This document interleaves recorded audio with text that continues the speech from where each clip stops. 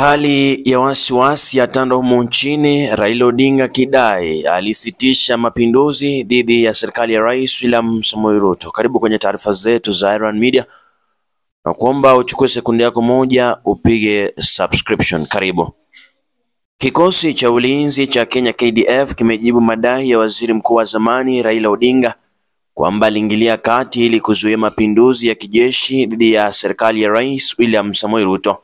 Katika taarifa iliyotolewa Jumatatu Machi 17, Wizara ya Ulinzi imetupilia mbali madai hayo, ikisema kwamba wao ni wa uongo, wasio na msingi, hawana msingi, wanapotosha na hawajali, wakirejelea Raila Odinga na timu yake.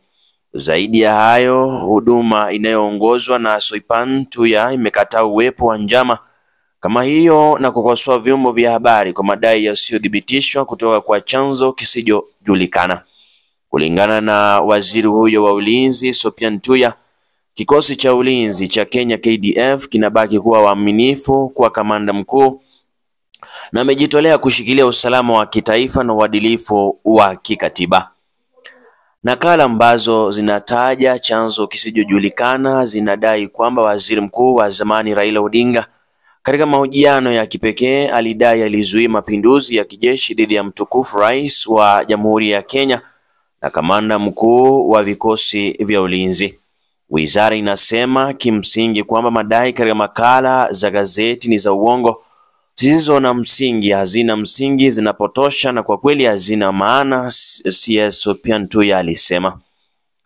Madai hayo yalichapishwa Jumapili na gazeti la Taifa Leo na vifungu vilinukuu chanzo kisichojulikana wakidai kwamba Odinga alichukua jukumu la kuzuia jaribio la mapinduzi. Taarifa hiyo ilielezea kuwa KDF ni mwaminifu kwa kamanda mkuu na jukumu lake ni kulinda usalama na ustawi wa Kenya na watu wake.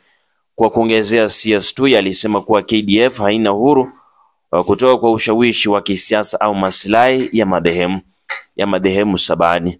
Kwa hivyo wizara imebaini kuwa machapisho ya National Media Group yaliyoandikwa kwa msingi wa madai yasiyothibitishwa kutoka kwa chanzo kisichojulikana halina uwajibikaji na halina faida yoyote.